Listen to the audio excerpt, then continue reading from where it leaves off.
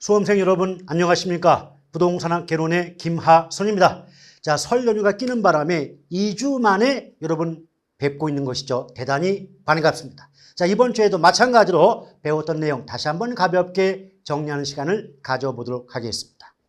자, 일단 첫 번째, 자, 주택 소비금융 나왔죠. 우리가 부동산 금융은 크게 토지금융과 주택금융 구분되는데 그중에 핵심이 주택금융이다라고 배우시면서 주택금융은 누구에게 돈을 빌려주느냐를 가지고 주택소비금융과 주택개발금융으로 구분했던 기억이 나와요. 그래서 무주택 서민에게 주택 구입에 필요한 자금 대출이 주택소비금융이고 주택건설업체에게 주택건설에 필요한 자금 대출이 주택개발금융이다. 그래서 개발금융은 성격 자체가 공급자 금융이라고 말씀드렸던 기억이 있습니다.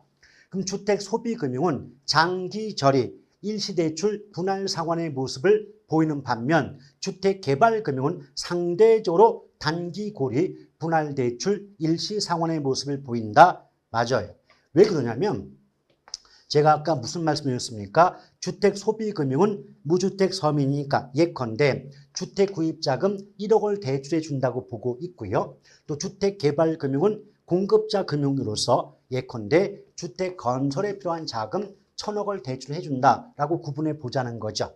그럼 돈을 빌려준 대출기관, 은행 입장에선 1억 빌려주는 게 1,000억 빌려줄 때보다 위험이 작다는 거죠. 그럼 주택소비금융은 위험이 작은 거고 주택개발금융은 위험이 높겠죠. 누구 입장에서? 은행 입장에서. 따라서 은행 입장에서 1억 빌려주는 주택소비금융은 위험이 작으니까 기간은 길게 금리는 낮게죠. 반대로 1,000억 빌려주는 주택개발금융은 은행 입장에서 위험이 높다 보니까 기간은 짧게 금리는 높게 적용된다라고 볼 수가 있겠습니다. 그래서 결론이 뭐냐면 주택소비금융과 주택개발금융의 어떤 상환 방식 자체가 정반대의 모습을 보이는 이유는 돈을 빌려주는 대출기관의 위험 차이 때문이라고 이해하시면 되겠습니다. 자, 2번 잔금 비율은 저당 대출액에 대한 미상환된 원리금의 비율을 말한다 했는데 그러면 잔금이 뭐죠? 잔금이 잔액이에요. 그럼 잔액은 뭐예요? 대출액, 빌려온 돈 중에서 아직까지 갚지 못한 남은 돈의 금액이 잔액이 되지 않습니까? 맞죠? 그럼 예를 들면 10억을 대출 받았는데 6억을 갚았다. 그럼 아직까지 얼마 못 갚았어요? 4억을 못 갚았죠? 이렇게 아직까지 갚지 못한 남은 잔액을 우린 잔액 또는 잔금이다라고 볼 수가 있어요. 그러면 잔금 비율은 빌려온 돈 중에서 갚지 못하고 남은 원금의 비율이지 원리금이 아니지 않습니까? 갚지 못하고 남은 원금의 비율이지 원리금이 아니에요. 이자가 포함된 값이 아닌 겁니다. 그래서 2번은 틀렸군요. 자, 3번 볼게요. 지분금융 그랬습니다. 우리가 이제 지분금융 그럴 때 투자론 배웠죠. 지분은 누구 돈? 내 돈 그랬습니다. 내 돈은 네 글자로 자기 자본이라고 했죠. 그래서 지분자 나왔으니까 주식을 발행하거나 지분권을 매각함으로써 자기 자본을 조달하는 금융수단이다. 그러면서 제가 무엇 강조했습니까? 지분금융이든 부채금융이든 매자닌 금융이든 간에 종류를 외우는 게 가장 중요한 학습이다라고 강조를 드린 바가 있습니다. 그래서 지분금융의 종류는 암기법이 신조리증펀이었죠. 자, 신조리증펀, 신디케이트, 조인트벤처, 리츠가 부동산 투자 회사입니다. 또 공모에 의한 증자, 부동산 펀드 그래서 신조리증펀 이렇게 5가지는 지분금융에 해당이 되죠. 자, 4번 문제를 볼게요.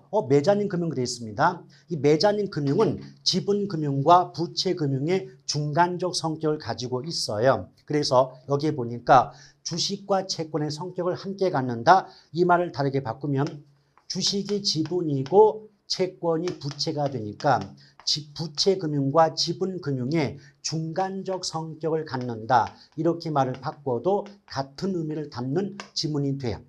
또 매자닌 금융 역시도 의미 자체보다는 종류가 중요하다라고 배우셨죠. 그래서 매자닌 금융의 암기법은 우선 우선 신주인부터 찾고 후순위는 전화해라고 외워달라 했습니다. 그래서 우선주, 신주 인수권부 사채, 후순위 대출, 전환 사채 이렇게 네 가지는 매자닌 금융에 해당이 됩니다.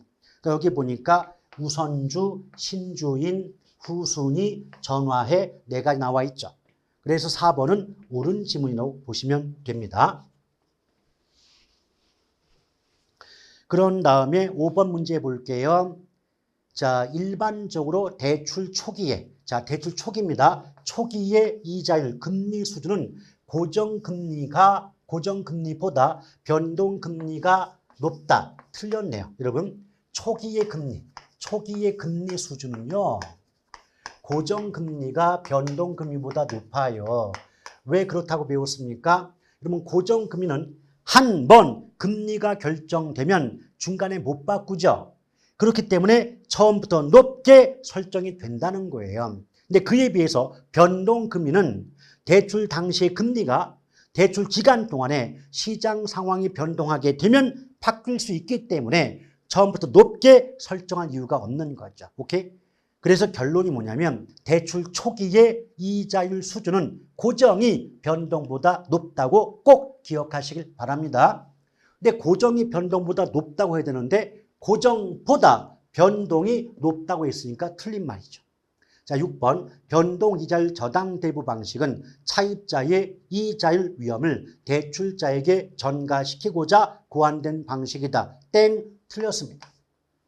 제가 항상 강조했죠. 변동금리 물어볼 때, 의미를 물어볼 때 꼭 차입자와 대출자 위치 바꿔서 혼란 유발한다라는 점 강조를 드린 바가 있습니다. 그래서 변동금리는 대출자, 은행의 위험을 돈을 빌려가는 차입자에게 넘기고자 고안된 방식이므로 차입자와 대출자의 위치가 바뀌어야만 옳은 지문이 되기 때문에 X가 됩니다. 자, 7번 볼게요. 원리금 균등 상환 방식으로 대출이 이루어지는 경우 대출 기간 중 매월 납부하는 원리금 상환액 중 대출 원금 상환액의 규모는 점점 줄어들게 된다. 땡, 틀렸습니다. 여러분, 원리금 균등 나왔죠? 그 원리금 균등은 매 기에 원금과 이자를 합해서 상환, 빚 갚는 금액 자체는 동일하다. 일정한 값을 갖는다고 배웠습니다. 그러나 이 원리금 상환액 중에서 원금 상환액과 이자 지불액의 크기는 기간에 따라 달라진다고 배웠죠. 그래서 대출 초기에는 원금을 갚는 금액은 작고 이자를 갚는 금액이 커요. 또는 많다고 해야 되겠죠. 근데 시간이 경과함에 따라서 대출 후기로 갈수록 원금을 갚는 금액은 커진다. 자, 크다 또는 많아진다. 반면에 원금을 많이 갚을수록 잔액이 줄기 때문에 이자를 갚는 금액은 작아집니다. 이렇게 볼 수가 있겠죠. 그래서 지금 원리금 균등 나왔습니다. 그러면 원리금 상환액 중 원금 상환액의 규모, 원금을 갚는 금액의 크기는 점점 증가해야 한다. 커진다고 나와야 되는데 줄어든다 했기 때문에 틀린 거죠. 점점 증가한다 또는 점점 커진다. 이렇게 말을 바꿔야만 옳은 지문이 될 수가 있는 거죠. 자, 그 다음에 8번 문제 볼게요. 8번. 자, 원금 균등 상환 방식은 매 기간에 원금 상환액은 일정한 반면 이자 지불액은 경과에 따라서 감소한다. 시간이 지남에 따라서 줄어드니까 체감 상환 방식으로 볼 수 있다. 맞아요. 우리가 어떻게 배웠습니까? 원금 균등이죠. 원금 균등이니까 원금을 갚는 금액은 균등 일정한 겁니다. 그런데 원금이 갚아지는 만큼 잔액이 줄어요. 잔액이 줄어들다 보니까 이자액이 감소할 수밖에 없는 거죠. 그래서 원금을 갚는 금액은 일정하지만 이자액이 점점 감소하기 때문에 원금 이자를 합한 원리금 상환액은 점점 줄어들 수밖에 없는 거죠. 이런 관점에서 원금 균등을 체감 상환 방식이라고 말씀드린 바가 있습니다. 자, 9번 부의 상환이란 갚아도 갚는 게 아니에요. 그래서 처음에 빌려온 대출 원금, 이 자체가 대출액 또는 융자액이 되겠죠. 빌려온 돈보다 대출 잔액, 갚아야 될 빚이 더 많아진다. 갚을 빚이 더 증가하는 현상을 부의 상환이라고 합니다. 그러면 생각해 보세요. 원칙적으로는 한 달 지나고 두 달, 석 달 지나가면서 빚이 갚아지게 되니까 잔액이 줄어야 정상 아닙니까? 맞죠? 근데 오히려 빚을 갚아 나감에도 불구하고 처음에 빌려온 돈보다 앞으로 갚아야 될 빚이 더 늘어난다면 갚아도 갚는 게 아니지 않습니까? 제가 웃어도 웃는 게 아닌 것처럼 말이죠. 이것을 갚아도 갚는 게 아니다. 그래서 마이너스 부의 상환이라고 얘기합니다. 맞는 표현이죠. 10번 볼게요. 점증 상환. 이 점증 상환이 곧 최정식 상환과 같은 거죠. 최증과 점증 같은 말, 점점 증가한다. 상환액, 원금이자 앞에서 빚 갚는 금액이 처음에는 작았다가 시간이 지날수록 점점 늘어나는 방식이 바로 점증 상환이 되는 거죠. 그럼 주택 예정 보유 기간이 긴 차입자나, 그러니까 그 담보로 맡기는 주택을 오래 보유하는 차입자나 미래의 소득이 보장되는 사회초년생, 젊은 부부에게는 유리하다. 얼핏 보면 그럴듯하지만 하나 때문에 틀렸네요. 여러분, 주택, 담보주택을 보유하는 기간이 길어질수록 그만큼 이 빚 갚는 부담이 커져요. 상환 부담이 커지는 거죠. 왜? 체증식이니까, 점증이니까.